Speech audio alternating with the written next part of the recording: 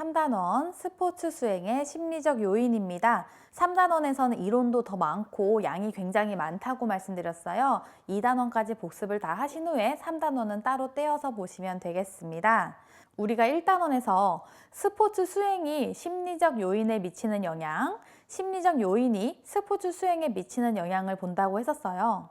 여기서 성격이나 불안, 동기와 같은 심리적 요인을 보도록 하겠습니다. 첫 번째, 성격입니다. 대표적인 심리적 요인으로 성격이 있고요. 성격의 개념부터 보도록 하겠습니다. 성격은 인간의 고유한 속성 중에 가장 대표적인 거고요. 어떤 사람이 다른 사람과 구별되도록 해주는 여러 특성입니다. 구별과 특성의 밑줄을 쳐주세요. 환경에 적응하도록 결정지어주는 개인의 내적인 심리, 물리적 체계의 역동적 조직으로 개인을 유일하고 독특하게 만드는 특징들의 종합체입니다. 유일하고 독특하게 한다. 이 부분에도 밑줄을 쳐주세요. 모든 내용을 다 완벽하게 암기하는 건 사실 힘들다 보니까 스포츠 심리학에서는 특성이란 단어가 나오면 성격을 떠올려 주시면 좋겠습니다. 2번 성격의 특성이고요. 별표 쳐주세요. 성격의 특성은 독특성과 일관성, 경향성이 있습니다. 독특성이라고 하는 건 타인과 구분할 수 있는 개개인의 사고 및 행동 양식, 주어진 환경 자극에 대한 독특한 반응 양식을 얘기합니다. 개개인의 고유한 독특성을 얘기하는데요. 독특한 반응 양식에 밑줄을 쳐주세요. 두 번째로 일관성이고요. 성격은 시간이나 상황의 변화에 영향을 받지 않고 비교적 안정되고 일관적인 부분으로 나타납니다. 비교적 안정되고 일관적인 부분이라는 표현에 밑줄을 쳐주시고요. 경향성은요, 그 사람의 행동적인 경향성, 일련의 경향성, 즉 지속적인 행동을 통해 파악되는 부분을 얘기합니다. 결국 그 사람의 행동을 통해서 성격을 추론할 수 있다는 건데요. 이 사람이 계속적으로 친절하면은 성격이 좀 좋은 것 같다 이렇게 추론할 수 있는 거고요. 계속적으로 까칠한 모습을 보이면 이 사람 좀 성격이 안 좋은 것 같은데 이렇게 파악하는 부분이 경향성입니다. 성격의 특성으로 독특성, 일관성, 경향성 모두 알고 계시면 되고요. 3번 성격의 3단계 구조입니다. 심리적 핵, 전형적 반응, 역할 관련 행동이 있는데요. 성격의 3단계 구조에도 별표를 쳐주세요. 심리적 핵이라는 건 깊숙이 내재되어 있는 개인의 실제 이미지를 의미합니다. 성격의 속성 중에 일관성이 가장 높은 단계입니다. 깊숙이 내재되어 있는 실제 이미지, 일관성이 가장 높음, 여기에 밑줄을 쳐주시고요. 자아나 태도, 가치, 흥미, 동기 등을 포함하고요. 가치관이나 철학 같은 본질적인 속성을 의미하고요. 가장 심층적인 단계로서 잘 변하지 않습니다. 즉, 환경의 영향을 가장 적게 받는다라고 보시면 되겠습니다. 두 번째로 전형적 반응이 있고요.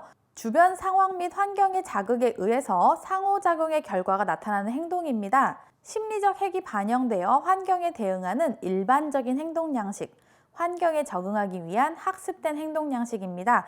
일반적인 행동 양식과 학습된 행동 양식에 밑줄을 쳐주세요. 환경의 영향을 받아서 형성된 성격이 전형적 반응이구나 라고 보시면 되고요. 역할 관련 행동은요, 역할 행동이라고도 합니다. 이거는 역할별 행동이라고 생각하시면 좋은데요. 상황에 따른 역할을 의미합니다. 주어진 상황을 인식해서 하는 행동으로서 환경의 영향을 가장 많이 받는데요. 환경의 변화에 민감하게 반응하고 성격의 가장 바깥 단계다라고 보시면 됩니다. 즉, 환경에 따라서 행동이 달라지는 부분인데요. 제가 이렇게 강의를 할 때는 강사의 역할을 하고 있을 거고요. 제가 집에 가서 딸아이랑 같이 있을 때는 엄마의 역할을 할 거고, 제가 저희 어머니와 함께 있을 때는 저는 딸의 역할이 있을 거예요. 이렇게 선생님의 역할, 딸의 역할, 학생의 역할, 엄마의 역할처럼 저의 상황에 따라서 제가 하는 역할들이 역할 관련 행동이라고 보시면 되고요. 아까 말씀드린 것처럼 역할별 행동이라고 생각하시면 조금 더 쉽겠습니다. 성격의 3단계 구조는 이렇게 되는 거고요. 여러분도 책에 간단히 그림 그려놓으시면 되는데요.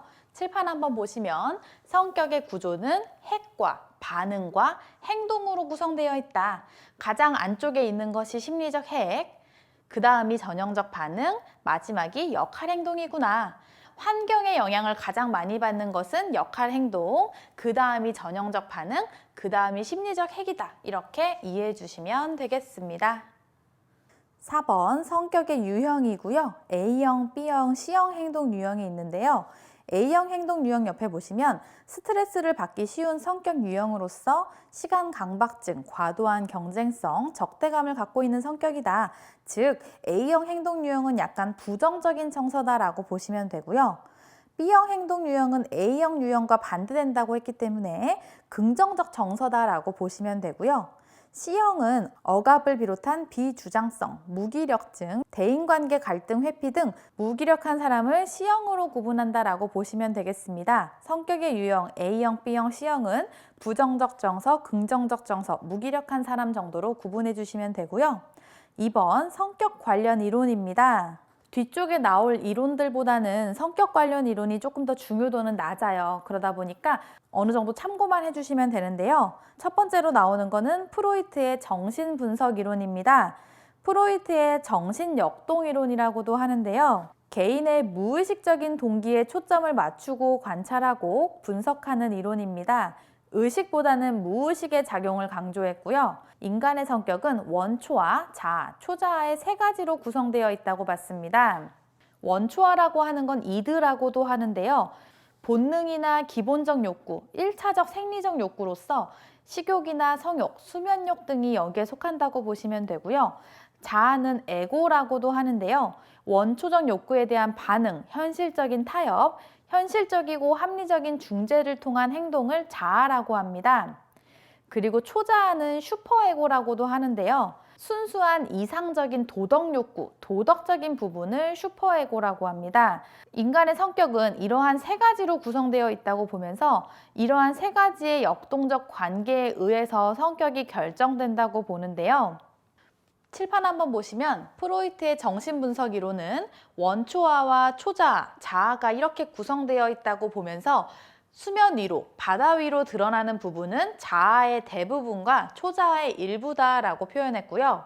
현재 자각할 수 있는 모든 것으로서의 의식적인 영역, 현재 자각할 수 없지만 노력하고 곰곰이 생각하면 언제든지 떠올릴 수 있는 영역이 전의식적인 부분, 직접적으로 자각할 수 없는 욕망의 근원으로 무의식이 있다라고 이렇게 구분했습니다.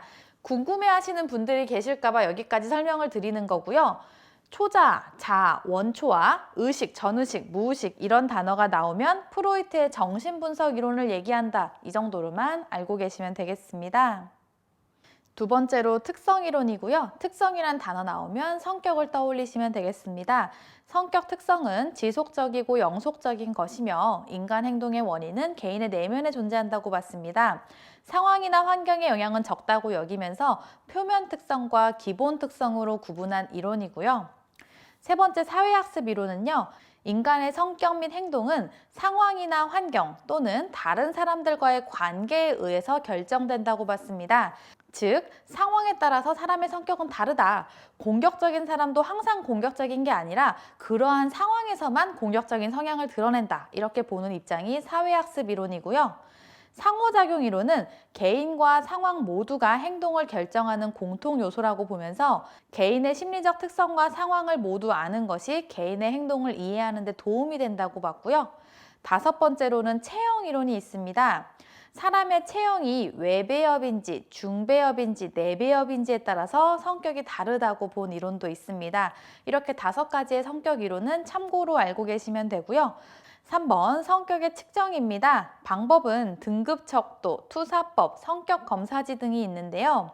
투사법이라고 하는 건요, 난해하고 어려운 과제를 제시하고 그에 대한 반응을 분석하고 성격을 진단하는 방법이고요. 성격검사지라고 하는 건 질문지 측정법이라고 해서 설문지를 작성해서 해보는 방법이고요. 이 외에도 대면에서 질문을 하는 면접법도 있습니다. 다양한 방법이 있고요. 특히 중요한 부분은 2번 성격검사 도구 현장 사용 시 고려사항입니다. 고려사항 혹은 주의사항이라고도 표현할 수 있습니다. 이 부분에 별표를 쳐주세요. 심리검사가 선수, 회원, 고객에게 도움이 되어야 되고요. 사용할 심리검사의 개발 배경과 검사의 원리를 잘 알고 있어야 되고요. 검사 시 발생할 수 있는 측정 오류를 이해해야 됩니다. 측정 오류에 밑줄 쳐주세요. 검사 자체가 절대적인 것은 아니다. 오류가 있을 수 있다. 이 부분까지 알고 계셔야 되는 거고요. 심리검사 시행자가 자신의 지식의 한계에 대해서도 알고 있어야 됩니다. 이 부분에도 별표를 쳐주세요. 검사의 시행자도 자신이 한계가 있을 수 있다. 이 부분을 꼭 인지해야 되고요. 그 다음에도 별표 쳐주세요. 심리검사의 결과만으로 선수를 선발해서는 안 됩니다. 검사 결과 자체를 100% 신뢰하지는 말아라. 참고해라 라는 거고요. 선수, 회원, 고객에게 심리검사의 목적을 미리 설명하고 피드백도 제공해야 됩니다. 심리검사의 결과에 대해서는 비밀을 유지해야 되고요. 다른 사람과 비교하는 자료로 활용해서는 안 되고요. 개인적인 정보로서 활용해야 됩니다. 타인과의 성격을 비교하는 자료로 활용해서는 안 된다는 것까지 챙겨보시면 되겠습니다. 4번 성격과 경기력의 관계입니다. 성격과 경기력의 관계에서 대표적인 부분이 몰건의 빙산형 프로파일인데요. 이 빙산형 프로파일은 기분 상태 프로파일이라고도 합니다. 그래프를 먼저 한번 보겠습니다. 가로축은 X축이라고 하고요. 세로축은 Y축이라고 표현하는데요. X축에 보면은 긴장, 우울, 불안, 활력, 피곤, 혼동이란 항목이 있고요. Y축은 숫자로 적혀져 있습니다. 그리고 초록색으로 그려져 있는 그래프가 우수 선수의 그래프라고 되어 있고요. 회색으로 그려져 있는 그래프가 비우수 선수의 그래프다라고 되어 있습니다. 그리고 50이라는 숫자에서 점점점점 하고서 평균이라고 적혀 있죠. 50이라는 수치가 평균이구나. 우수 선수는 활력이라는 항목이 우뚝 솟아 있구나. 활력이란 항목이 평균보다 월등히 높구나. 그리고 비우수 선수는 완만한 모양의 그래프를 보이고 있구나. 이렇게 파악을 해주시면 되고요. 이 그래프에 대한 설명을 보도록 하겠습니다. 우수 선수와 비우수 선수의 성격을 비교해 놓은 부분인데요. 우수 선수는 활력이라는 항목이 평균보다 월등히 높지만 긴장이나 우울, 분노, 피로, 혼동과 같은 나머지 부정적인 요인의 점수는 평균보다 낮다. 즉, 우수 선수는 빙산형 모양을 하고 있다라고 해서 빙산형 프로파일입니다. 긴장이나 우울, 분노, 피로, 혼동은 부정적인 요인인데요. 활력이라고 하는 건 긍정적인 요인이죠. 우수 선수는 이러한 긍정적 요인인 활력이 평균보다 월등히 높더라라는 결과고요. 즉, 우수한 선수일수록 정신건강이 더 우수하고 긍정적이더라라는 연구 결과입니다. 다만 몰건이란 사람이 말하기를 성격 특성으로는 스포츠 참여의 일부만을 설명할 수 있다. 성격의 생리적, 환경적 요인 등 다각적인 고려가 필요하다라고 얘기했는데요. 이와 같이 선수의 빙산형 프로파일을 근거로 팀 대표로 선발을 하거나 경기력을 예측하는 것은 바람직하지 않습니다. 이 표현에 밑줄을 쳐주세요. 아까 성격검사의 주의사항, 고려사항에서도 봤듯이 모든 결과가 절대적이거나 100% 신뢰하거나 다른 사람과 비교 자료로 활용하면 안 된다고 했듯이 우수 선수가 모두 다 빙산형 모양을 그리고 있지는 않을 거예요.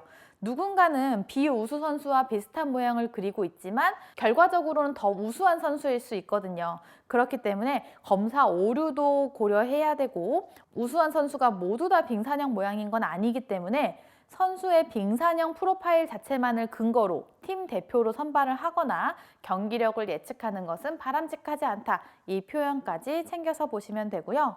2번, 건강을 위한 운동이 성격에 미치는 영향입니다. A형 성격, 아까 봤었죠? 부정적인 정서를 갖고 있는 A형 성격이면 관상동맥 질환의 위험이 높다. 부정적인 정서일수록 혈압이 더 많이 올라가겠죠. 그렇듯이 관상동맥 질환의 위험이 높다라는 거 이해되실 거고요. 운동을 꾸준히 실천하면 A형 행동, 즉 부정적 정서의 행동 빈도가 낮아지고 스트레스에 대한 심폐계의 반응성도 낮아진다. 즉 스트레스를 덜 받는다는 거죠. 맞는 표현이고요. 운동 참여가 A형 행동의 성격을 변화시키는 것이 가능하다. 즉, 운동을 하면 A형 성격에서 B형 성격으로 변화할 수 있다라는 내용입니다. 3번, 우수 선수의 뛰어난 인지 전략 7가지고요. 이거는 우수 선수의 특징이라고도 하는데요. 하나씩 보도록 하겠습니다. 훈련을 보시면 시합에 대비한 구체적인 대처 전략을 미리 연습합니다. 우수 선수는 훈련을 할 경우에 구체적인 대처 전략을 미리 연습하는구나. 구체적인 대처 전략에 밑줄 쳐주시고요. 루틴을 보시면 시합 전후의 주의 방해 요인에 대한 대비책으로 루틴을 실천한다. 루틴 실천에 밑줄 쳐주시고요. 집중을 보시면 불필요한 생각과 감정을 차단하고 당면한 시합에 고도로 집중한다. 고도로 집중에 밑줄을 쳐주시고요. 심상을 보시면 심상은 자신에게 도움이 되는 고유한 심상 또는 심리적 리허설 방법을 실천합니다. 고유한 심상과 심리적 리허설에 밑줄을 쳐주세요. 루틴과 심상에 대한 개념은 뒤쪽에서 상세하게 보실 거고요. 합리성을 보시면 통제 불가능한 요인보다는 통제 가능한 요인에 집중합니다. 통제 가능한 요인에 밑줄 쳐주시고요. 시합 전략 같은 경우 시합에 대한 매우 구체적인 계획을 갖고 있습니다. 구체적인 계획에 밑줄 쳐주시고요. 각성 조절로서 최적의 수행에 도움이 되도록 각성과 불안 수준을 조절합니다. 각성과 불안 수준 조절에 밑줄을 쳐주세요. 우수 선수는 이러한 특징을 가지고 있구나 대략적으로 알고 계시면 되겠습니다. 여기까지가 심리적 요인의 첫 번째, 성격이었습니다.